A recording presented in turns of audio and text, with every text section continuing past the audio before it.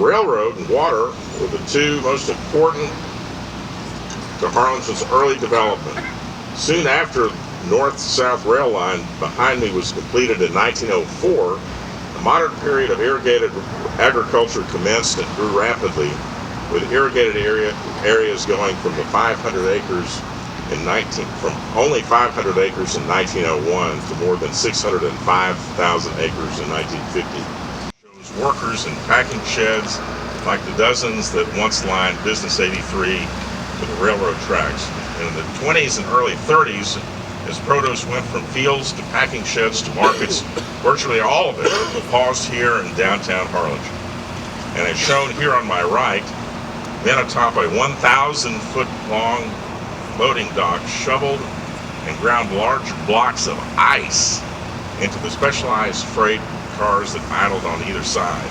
As we know, our region, really in a short period of time, over 20, 30, 40 years, has diversified its economy and has become a much more changed area where we see development in our services industries. Well, I went with sepia tone. The logos were all in color, of course, as you can see.